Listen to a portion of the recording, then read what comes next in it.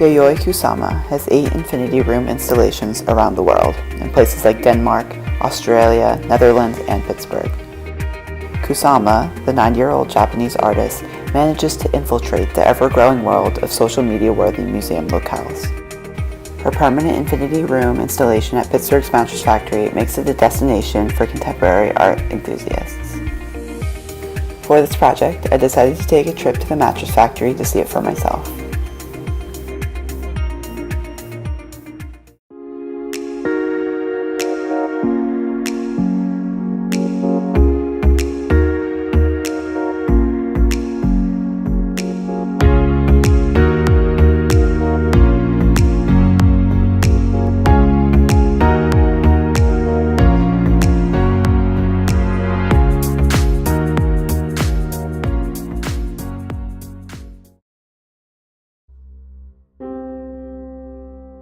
Yayoi Kusama's installation in Pittsburgh is composed of 2 mirrored rooms.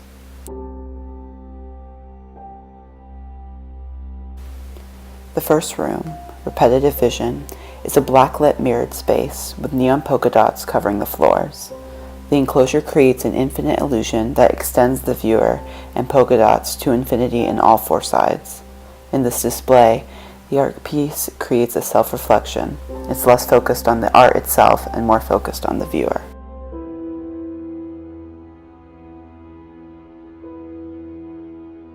From Repetitive Vision, you walk through a mirrored door into the Infinity Dots mirrored room, a much brighter space. Once again, all of the walls are covered in mirrors, excluding a cutout for the door, and the floors are white and covered with red-orange polka dots. In the center of the room, there are 3 mannequins, each painted with similarly colored polka dots. Kusama has said that her work is derived from a vision she once had. She was sitting at a table with a floral tablecloth, and when she looked at her hands, they were covered with flowers as well.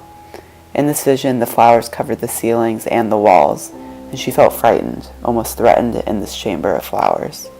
This is reflected in these endless mirrors. The combination of dots and mirrors recreates this endless experience that she felt in this vision. Throughout Kusama's art, both mirrors and dots are prevalent. Each of these are symbols meant as ways to portray her experiences with mental illness.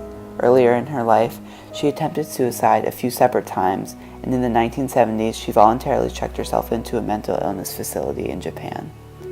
In this facility, she became involved with art therapy, which has influenced the polka dots in her artwork. Long stages of depression stemmed from a wide variety of issues in her life. Starting as a young child, it was assumed that she would marry and have children, and her mother disallowed her from creating art. Breaking from that societal norm, she moved to the United States, entering a male-dominated art scene. The work that she produced was revolutionary, and because of this, many artists were quick to create their own versions, including Andy Warhol and Lucas Samaras. Through this depressive state, she created Narcissus Garden and created art installations and experiences in New York City, often with underlying social messages. After moving back to Japan, and after checking into a mental illness facility, she was able to continue to produce art, now influenced by art therapy. Kusama uses her artwork as a way to redirect some of the emotional response that she's had from traumatic experiences in her life. She uses her art to express those emotions, and she also uses it as a way to heal and cope with trauma. Kusama's success with using art therapy as a method of recovery is seen in her accomplishments that directly followed this change. In 1987, she was commissioned by the Japanese government to represent Japan in an international art festival in Venice. Despite needing a psychiatrist to travel with her to this event, her installations were hugely popular, and she was able to regain her status as a leading global artist. Stories like Kusama's are inspirational. She managed to reclaim her life through her use of art, transforming her dark images into different forms. She emulates the hopeful road to recovery and the power of art.